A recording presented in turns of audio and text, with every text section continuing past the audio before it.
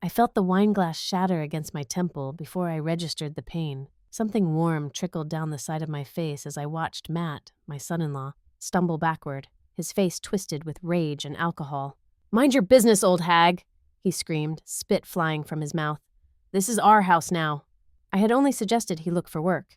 I merely spoke a simple truth at my own dinner table. But as I pressed my cloth napkin against the wound, watching the white linen bloom red, something inside me shifted. 30 years as a criminal court judge had taught me many things, but the most important lesson was this: document everything.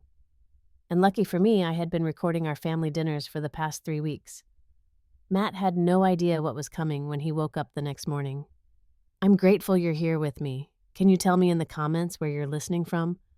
I'd love to know how far it's traveled." Now back to my story.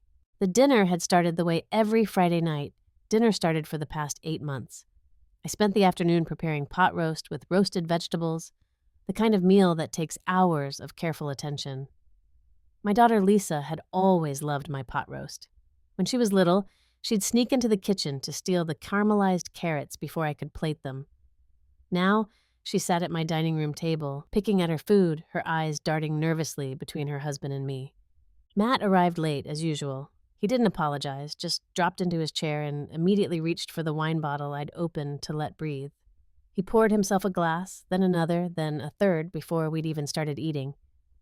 "How was your day, Matt?" I asked, keeping my voice light and pleasant. It was a simple question, a normal question that families ask each other. His jaw tightened. "Fine. Did you hear back from any of those applications?" I continued, cutting into my roast. The meat was perfect, tender and pink in the center. "Mom," Lisa warned quietly, her fork frozen halfway to her mouth. But I pressed on. I had to. For 8 months, I'd watched this man drain my daughter's savings. For 8 months, I'd bitten my tongue while he helped himself to my food, my wine, my home, and contributed absolutely nothing. "I'm just asking, sweetheart. It's been almost a year since..." "Since what?" Matt's voice cut through the air like a blade. He set his wine glass down hard enough that the stem nearly snapped. "Since I got laid off? Since I've been dealing with a horrible job market? Is that what you want to say?" "I was simply going to say it's been a year and I thought maybe I could help with your resume or..." "Help?" He laughed, a bitter, ugly sound. "You want to help? Then shut your mouth and stay out of my business, old woman." Lisa's hand reached across the table toward him. "Matt, please. She's trying to make me feel like crap in my own house." He stood up so fast his chair scraped against my hardwood floors, leaving a mark I knew I'd find later.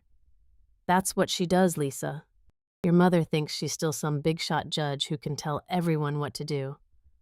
My heart was pounding, but I kept my voice steady, calm, the same tone I'd used in courtrooms when defense attorneys tried to rattle me. "This is my house, Matt, and I'm not telling you what to do. I'm suggesting that after 8 months it might be time to..." That's when he grabbed the wine glass. Everything happened in slow motion and too fast all at once. I saw his arm swing back. I saw Lisa's mouth open in a scream that seemed to come from underwater. I saw the crystal catch the light from the chandelier, sending rainbow prisms across the ceiling. Then I felt the explosion of pain as the glass connected with my right temple. The glass shattered. Some pieces embedded themselves in my skin. Others scattered across the table, mixing with the pot roast and roasted carrots. Blood began flowing immediately, the way head wounds do, dramatic and terrifying. "Oh my God," Lisa whispered. She was standing now, her hands covering her mouth. "Oh my God, Matt, what did you do?" But Matt just stood there, breathing heavily, his fists still clenched. For a moment, he looked shocked at his own action. Then his face hardened. "She deserved it. Always nagging, always judging. I'm sick of it.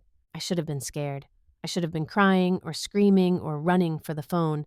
But 30 years of sending violent criminals to prison had given me something more valuable than fear. Ice-cold clarity. I stood up slowly, keeping my napkin pressed to my temple. "Lisa, go to your room." "Mom, you're bleeding. We need to..." "Go to your room, now." Something in my voice made her obey. She cast one terrified look at Matt, then fled up the stairs. I heard her bedroom door close, Matt and I stood facing each other across my grandmother's dining table, blood dripping onto the white tablecloth she'd embroidered by hand 60 years ago. "You're going to regret this," he said, his voice low and threatening. I looked him directly in the eye. "No, Matt." "You are." I walked calmly to the bathroom, where I examined the cut in the mirror. Deep enough to need attention, but not deep enough for stitches if I took care of it properly.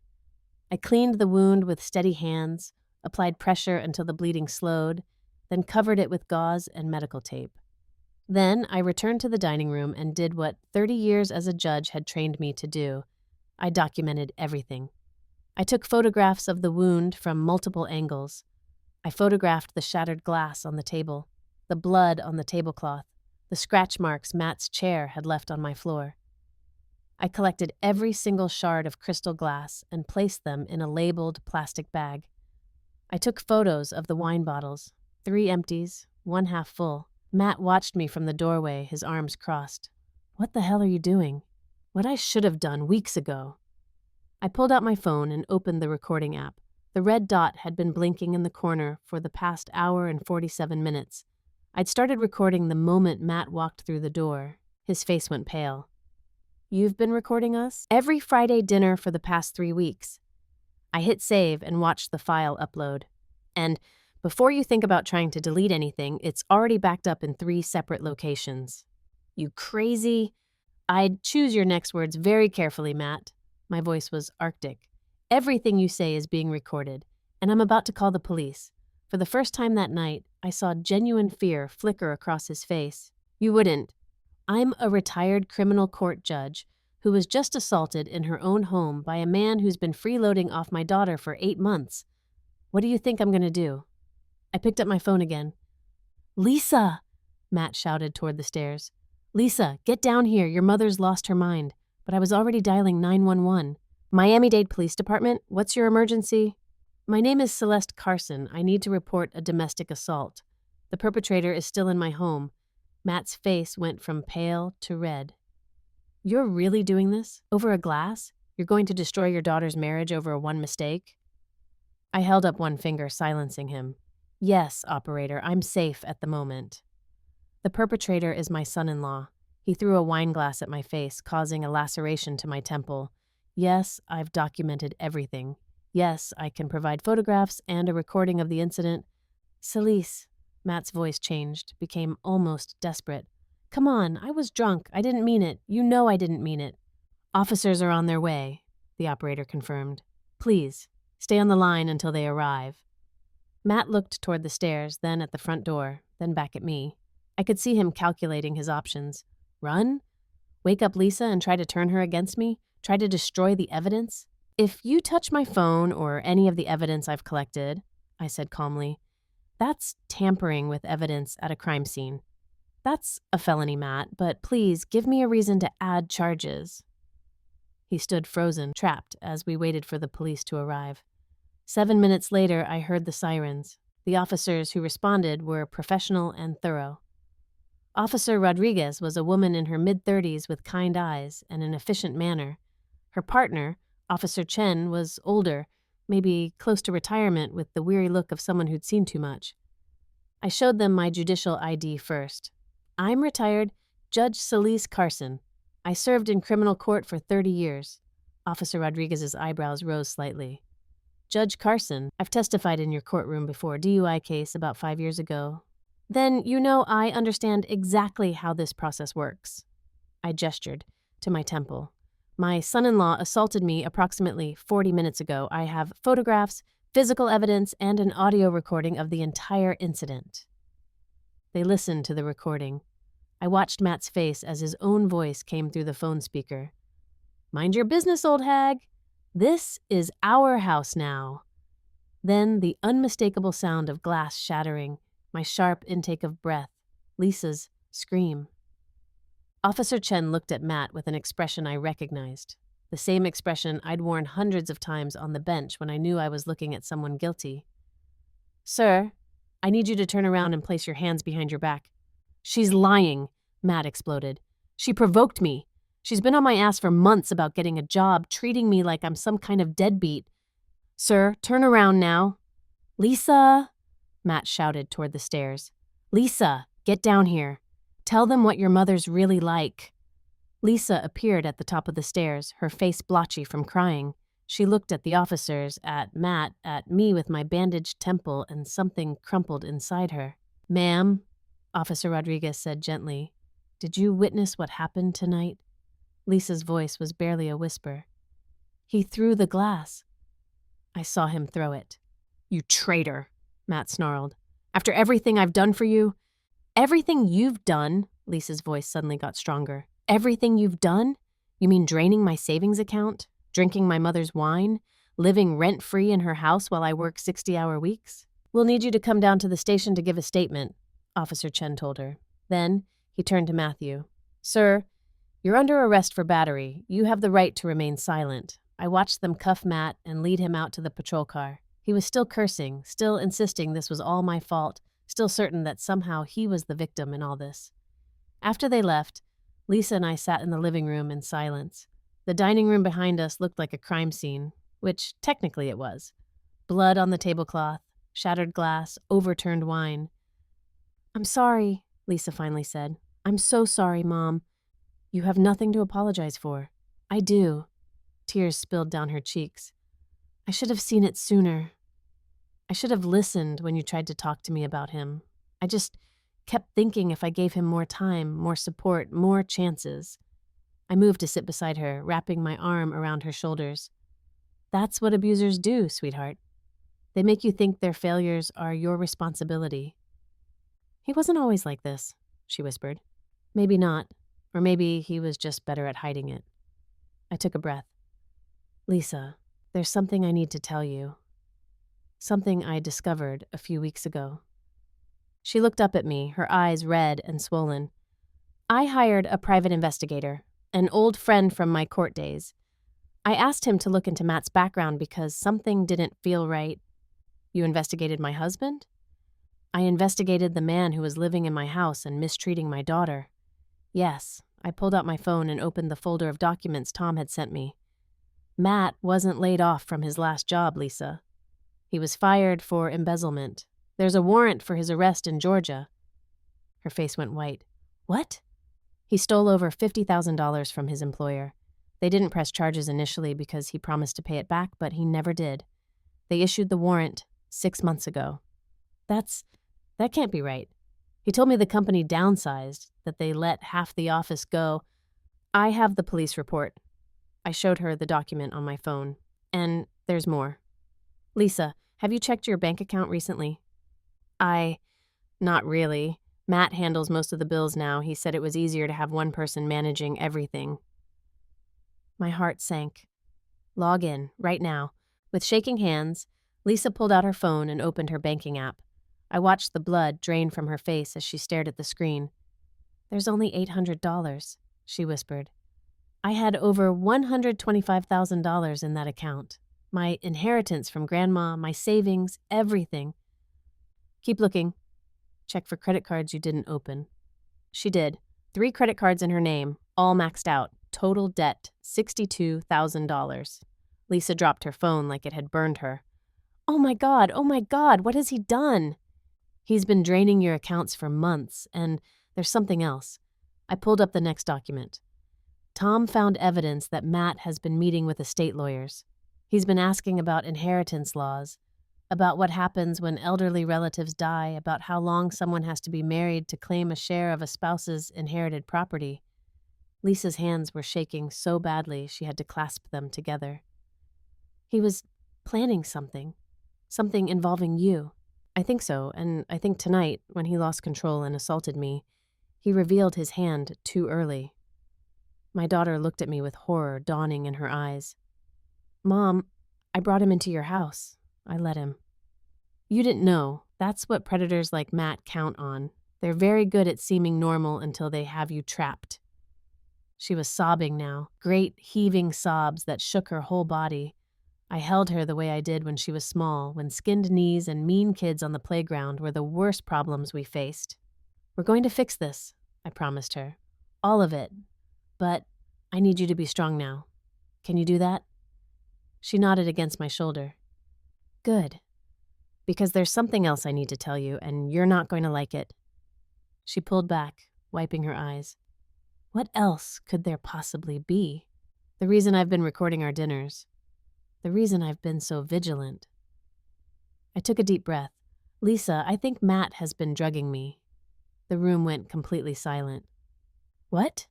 About 3 weeks ago, I started feeling strange after our Friday dinners. Extremely drowsy, disoriented. At first, I thought maybe I was just tired, but then I realized it only happened on nights when Matt prepared my tea. Matt doesn't prepare your tea. He started doing it about a month ago. Said he wanted to help out, wanted to contribute. He'd bring me a cup after dinner while you and I cleared the table. Do you remember? Lisa's face showed she did remember. I started dumping the tea in the sink when he wasn't looking. The symptoms stopped. I pulled up another document. Then I had Tom retrieve one of the cups before I washed it. We had it tested at a private lab. I showed her the toxicology report. Zolpidem, Lisa read aloud. That's a sleeping medication. In very high doses. Mixed with my heart medication, it could have been fatal.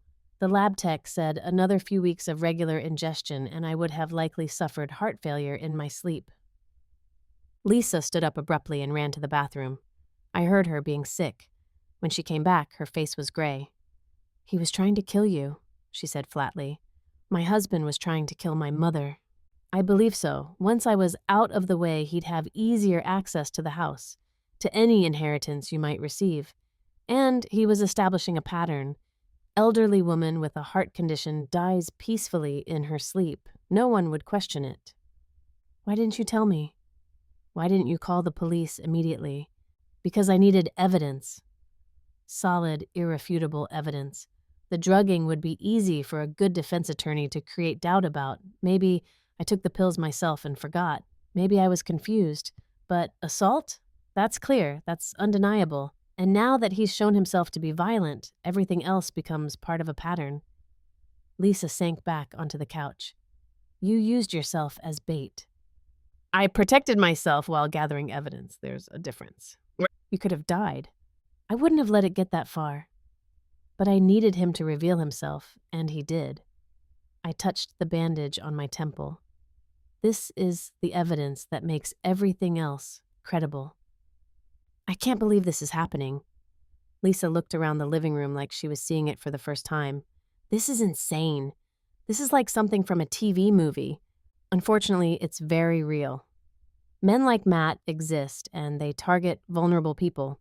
He saw you, kind, trusting, with a substantial inheritance and an elderly mother with assets. You were the perfect mark. So what do we do now? Now? I stood up, my judge voice coming back. Now we make sure he pays for all of it. The assault, the theft, the attempted murder, all of it. Over the next 48 hours, my house became a hub of quiet activity. Tom arrived with more documentation. Lisa filed police reports for the financial crimes. We met with my attorney, Patricia Wyatt, who had been my colleague before she left the bench to go into private practice.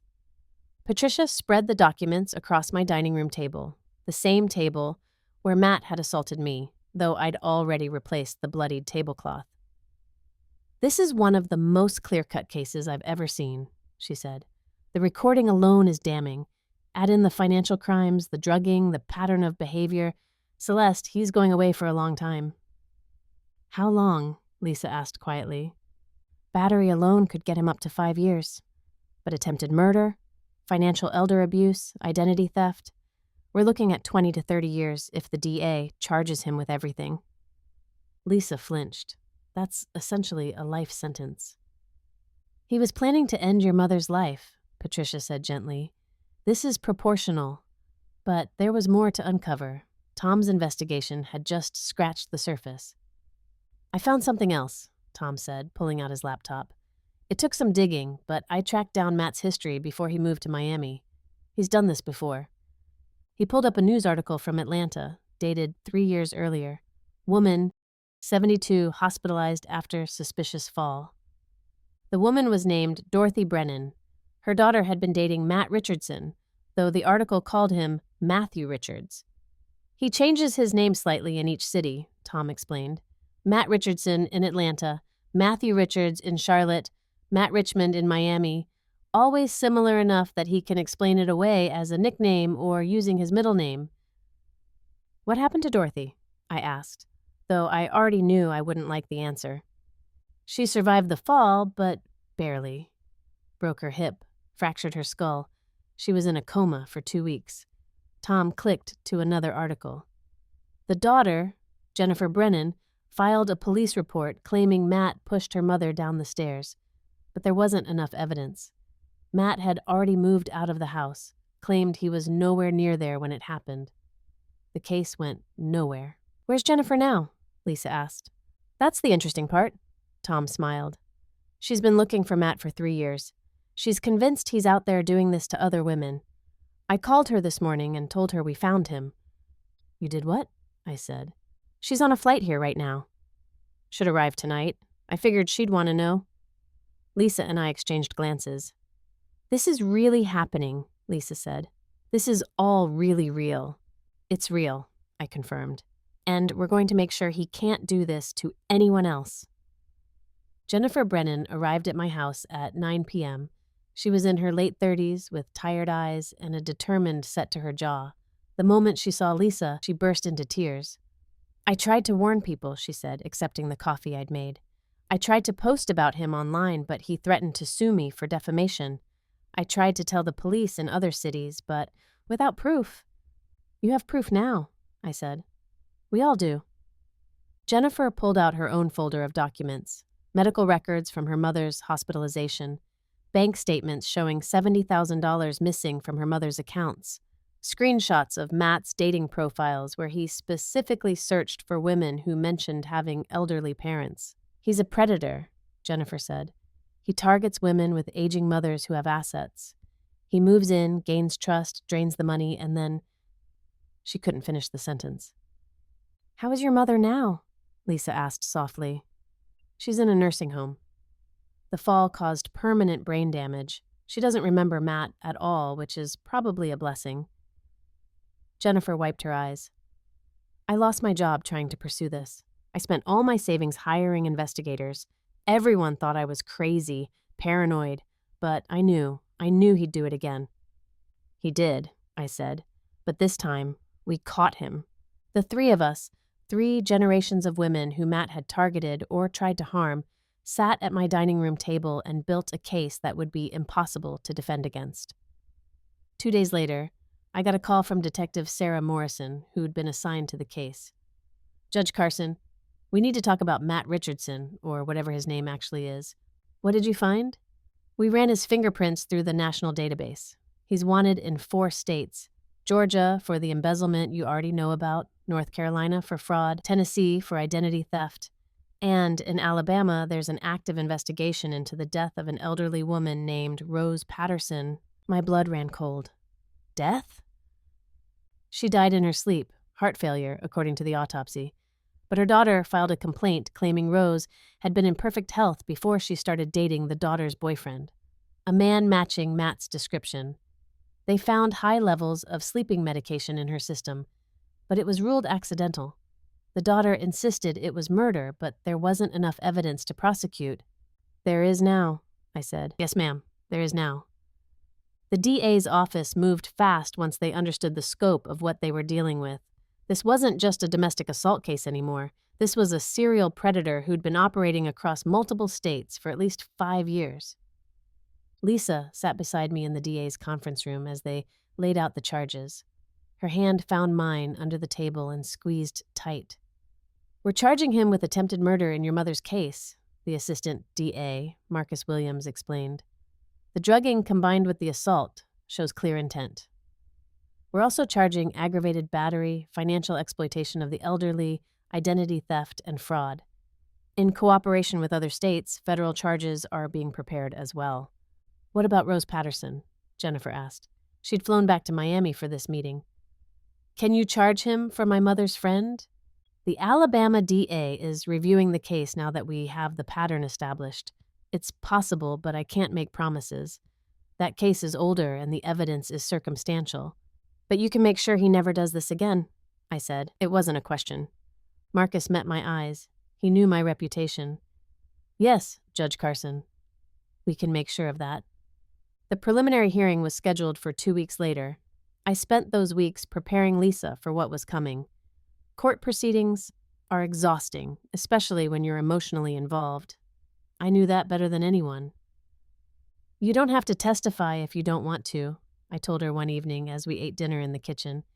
I hadn't used the dining room since that night. Your statement to the police is enough. No, Lisa said firmly. I want to testify. I want to look at him and tell him exactly what he took from me. Not just the money, the trust, the time, the everything. I'd never been more proud of my daughter.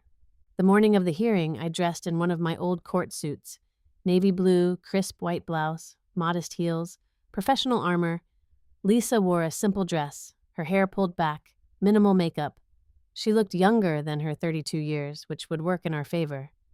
The jury, if it went to trial, would see what I saw. A young woman betrayed by someone she trusted. But I didn't think it would go to trial. Matt was brought into the courtroom in shackles and an orange jumpsuit. His public defender, a young man who looked fresh out of law school, sat beside him, looking overwhelmed. Matt's eyes found mine across the courtroom, and the hatred there was palpable. Judge Reginald Morrison presided. I'd worked with him for years before my retirement. He nodded at me professionally, then called the court to order. The prosecution laid out their case efficiently. They played the audio recording. They showed photographs of my injury, medical reports, the toxicology report showing the sleeping medication, bank statements showing the theft, documentation from Georgia about the embezzlement warrant. Then Jennifer Brennan testified about what happened to her mother. The fall, the missing money, Matt's sudden disappearance.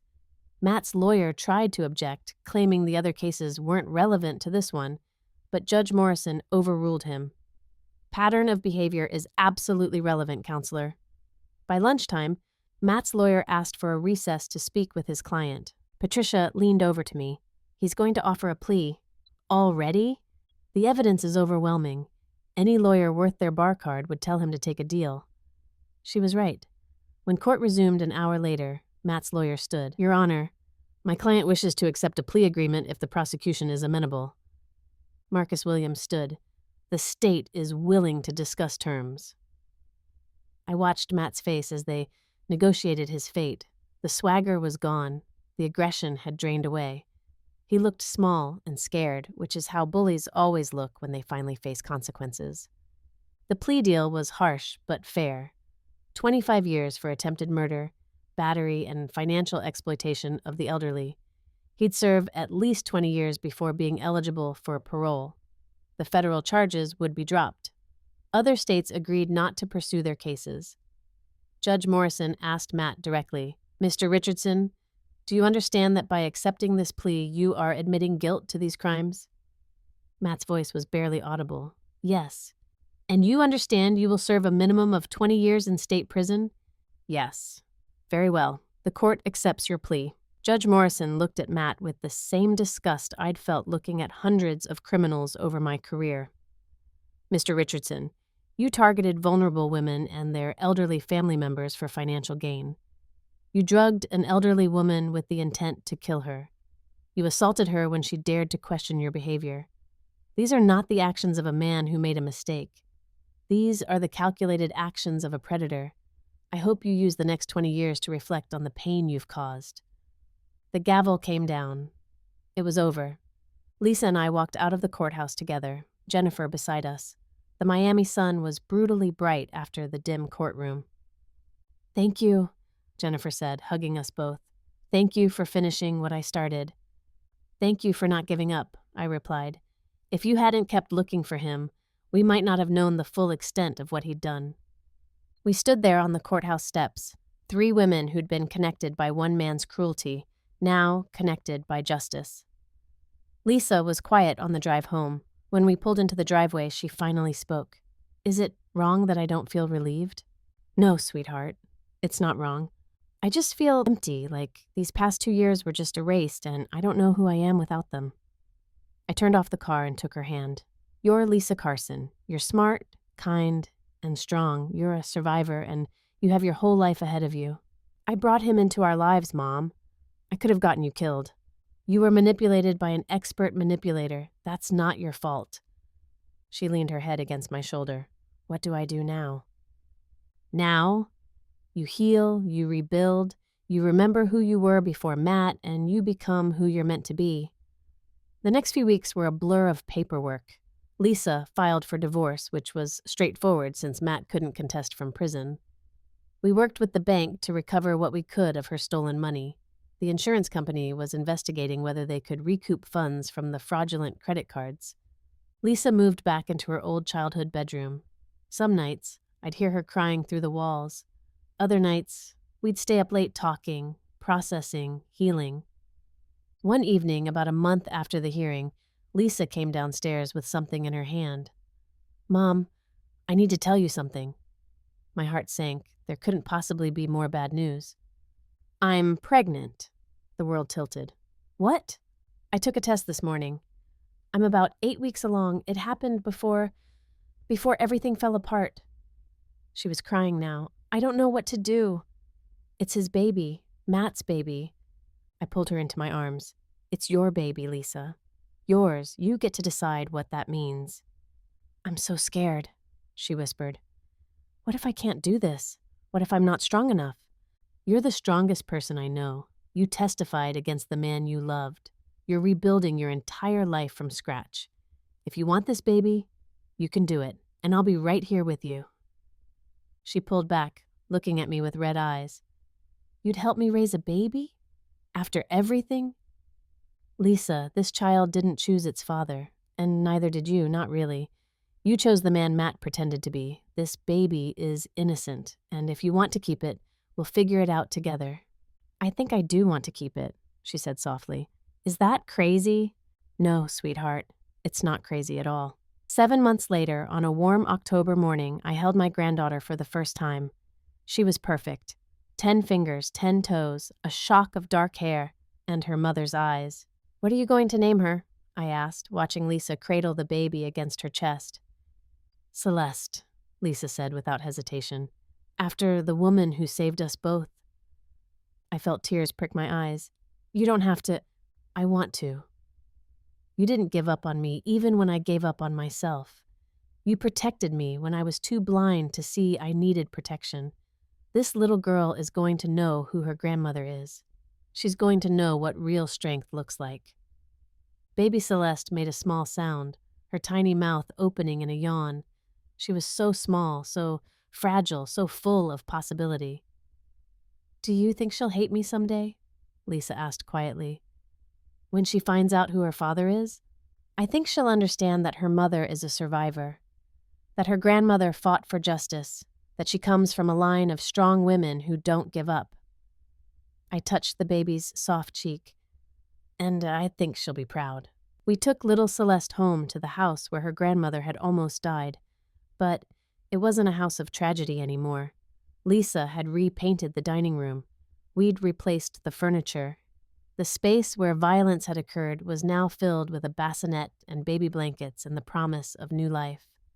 Tom stopped by a few days after we brought the baby home. He brought a stuffed elephant and a card that made Lisa laugh through happy tears.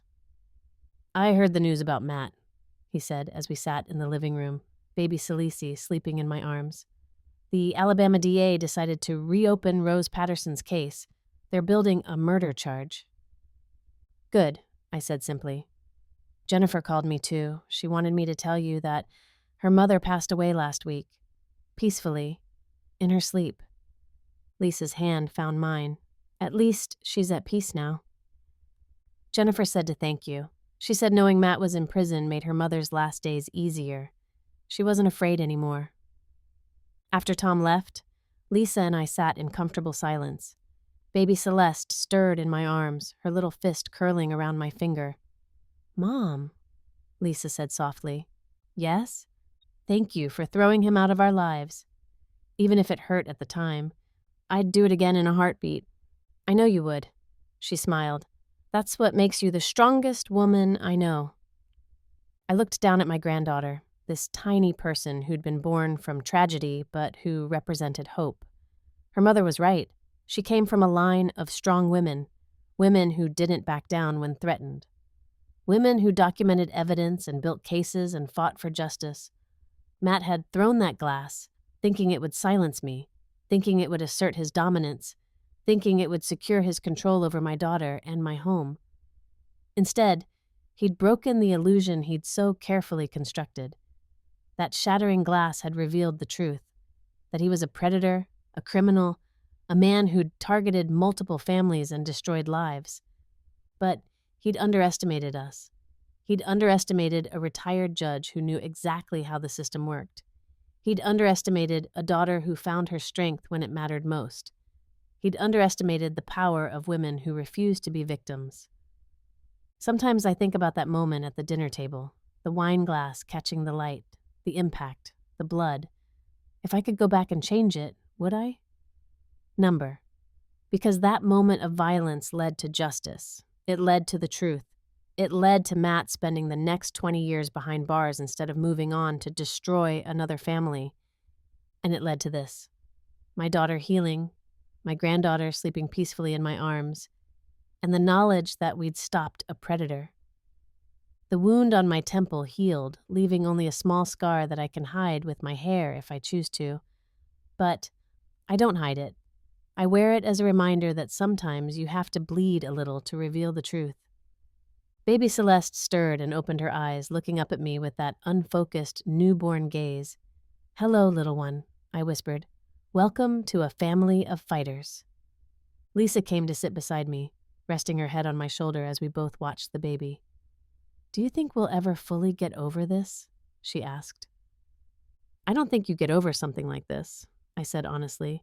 "But you get through it." And we did. We got through it together. I used to be so embarrassed that I moved back home in my 30s, like I was failing at being an adult. And now I'm grateful. If I'd been in an apartment somewhere with no family nearby, I don't know if I would have survived this. He could have isolated me completely. But he didn't. And you're here. And you're going to be an amazing mother. We sat like that for a long time. 3 generations of women in a house that had seen violence, but now held only peace. The next morning, I was making breakfast when my phone rang. It was Marcus Williams, the assistant DA. "Judge Carson, I wanted you to hear this from me first. Matt Richardson is being charged with Rose Patterson's murder in Alabama. They have enough evidence to proceed." "That's good news." "There's more. We've been contacted by authorities in 2 more states, Arizona and Oregon. Both have unsolved cases involving elderly women who died under suspicious circumstances after their daughters dated men matching Matt's description. They're investigating whether he's connected." I sat down heavily at the kitchen table. "How many, Marcus? How many women did he hurt?" "We don't know yet. But Judge, because of your case, because you documented everything, because you pressed charges, we're able to connect these dots. You may have saved lives by stopping him when you did." After we hung up, I looked at the scar on my temple in the reflection of the kitchen window. Such a small mark for such a large impact. Has this ever happened to you or a friend of yours? I would love to hear your story. Can you also do me a favor and subscribe to this channel? This way, we can meet again in another story.